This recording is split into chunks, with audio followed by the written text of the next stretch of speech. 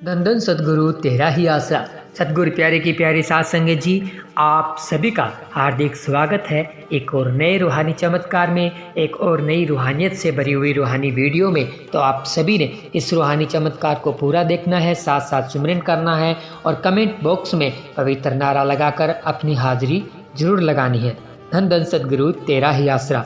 सरसा शहर के बेपरवाह मस्ताना जी के समय का एक पुराना सत्संगी प्रेमी राम शरण खजांची बेपरवाह जी के एक अनोखे करिश्मे का वर्णन इस प्रकार करता है।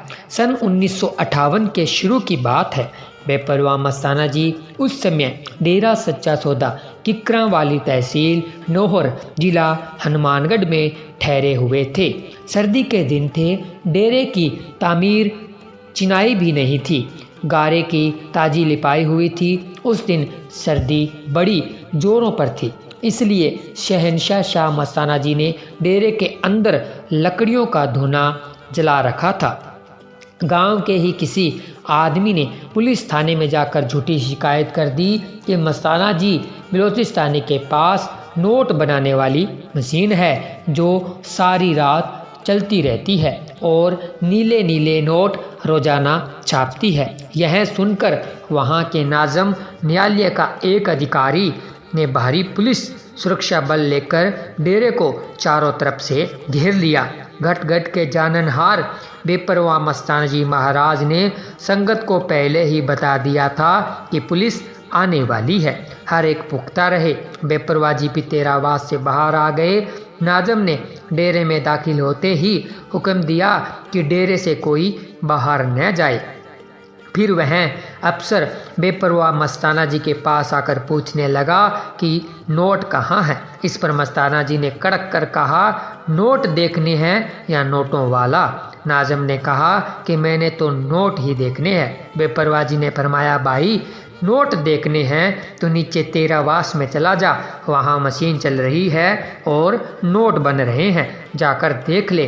पुलिस अफसर ने अपना पिस्तौल भरकर अपने हाथ में ले लिया। वह तेरावास में नीचे उतर गया। वहाँ उसने देखा कि सांप और नेवला आपस में लड़ रहे हैं।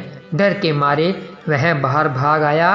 वह हाँफता हुआ शहनशाह मस्ताना जी से कहने लगा, आपने नीचे सांप और नेवला पाल रखे हैं, मुझे मरवाना था क्या? इस पर बेपरवाह शाह मस्ताना जी मुस्कुराते हुए कहने लगे, तू पुलिस अफसर है और तेरे हाथ में पिस्तौल भी है। अगर वो सांप और नेवला तेरे को काटते तो तू तमचे से तू उसको मार भी सकता था। दोबारा नीचे जाकर देख, अब मशीन बंद हो चुकी है और नोट बन गए हैं। आपने अच्छी तरह जांच कर लेना है कि नोट असली है या नकली। वह अफसर डर के मारे अकेला नीचे न गया। वह अपने साथ 5 सिपाही बंदूकों समेत तथा एक सिपाही बेंट्री लेकर नीचे उतरे।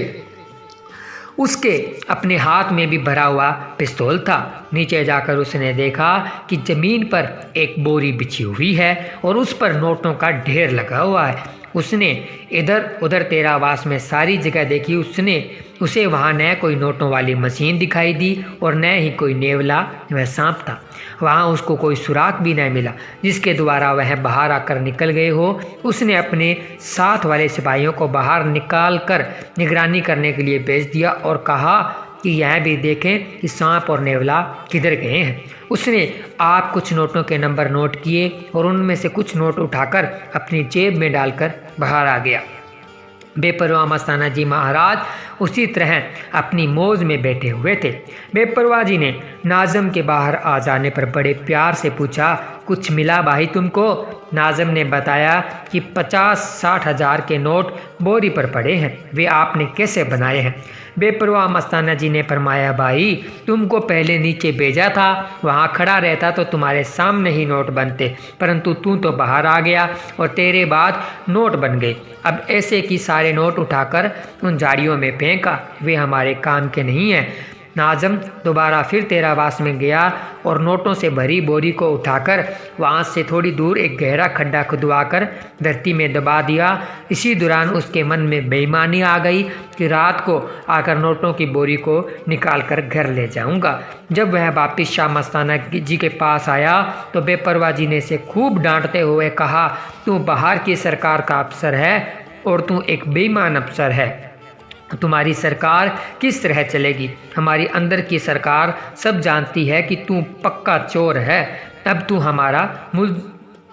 हमारा मुलजिम है। तुमने अपनी जेब में जो नोट छुपाए हैं वे बाहर निकाल दे। फिर सारी साथ संगत व सुरक्षा बल के सामने मस्ताना जी कड़कते हुए बोले, अगर तू बेईमानी करेगा तो तेरे नीचे वाले अफसरों का क्या हाल होगा। अगर तू ईमानदारी करेगा तो छोटे अफसर भी ईमानदारी करेंगे। वे नोट निकाल कर तू दे दे जो तूने तेरावास में ही अपने जेब में छुपाए हैं। वह अफसर शर्म के मारे जेब में हाथ डालने से हिचकिचा रहा था क्योंकि उसकी चोरी पकड़ी गई थी। उसकी हालत देखकर मस्ताना जी ने फरमाया, जेब में तो हाथ डाल, वे नोट तो राख हो चुके हैं और जो ईमानदारी से नोट वहाँ दबा कर आया है कि रात को निकाल कर ले जाऊँगा, वे भी सब के सब राख हो चुके हैं। बेशक जाकर वहाँ देख ले। जब उस अफसर ने जल्दी से जेब में हाथ डाला तो उसकी जेब से राख निकली। फिर वह उसी समय जीप लेकर वहां गया और जाकर देखा तो सचमुच ही वहां भी नोटों की जगह राख बनी पड़ी थी। इस पर अफसर बहुत शर्मिंदा हुआ और वापस आकर बेपरवाह मस्ताना जी के चरणों में गिरकर क्षमा याचना करने लगा। वह कहने लगा कि उसे भी नाम दे दो। दयालु दातार बेपरवाह जी ने उसे उपदेश देते हुए फरमाया, भाई बेईमानी छोड़ दो, हक लाल की खाओ और आगे के लिए किसी का भी दिल न दुखाना। जब तू ऐसा बन जाएगा तब हम तुम्हारे घर जाकर तुमको नाम दे देंगे। संत महात्मा बहुत दयालु होते हैं। वे सभी लोगों पर ही अपनी रहमत की वर्षा करते हैं, चाहे वह किसी भी तरीके से उनकी शरण में आता है। बेपरवाह मस्ताना जी के अजीब खेल को देखकर उस अफसर का अहंकार चकनाचूर हो गया। अब उसके मन में दीनता नम्रता आ गई। दीनता नम्रता प्रेम ही तो मालिक को पसंद है। बेपरवाह जी इस पर बहुत खुश हुए और उन्हें क्षमा करते हुए फरमाया, भाई तुम बाहर जाकर कहोगे कि हम गरीब मस्ताने के पास गए थे और वहाँ से खाली आ गए, इसलिए तुम्हें खाली नहीं जाने देंगे। तुम्हें सावन शाही के इलाही खजाने से ये इनाम देते हैं। यह कहकर बेपरवाह जी ने नाज़म को 100 रुपये तथा सभी सिपाहियों को 10-10 रुपये के नए नए नोटों के हार पहनाए। इस प्रकार वे सभी कुल मालिक बेपरवाह सतगुरु जी का यश करते हुए चले गए। धन धन सतगुरु तेरा ही आसरा, धन धन सतगुरु तेरा ही आसरा। सच्चे सतगुरु जी की प्यारी साध संगत जी, आप सभी ने शहंशाहों के शहंशाह शाह मस्ताना जी महाराज का रूहानी चमत्कार सुना और आप सभी को ये रूहानी चमत्कार कैसा लगा हमें कमेंट करके ज़रूर बताएं।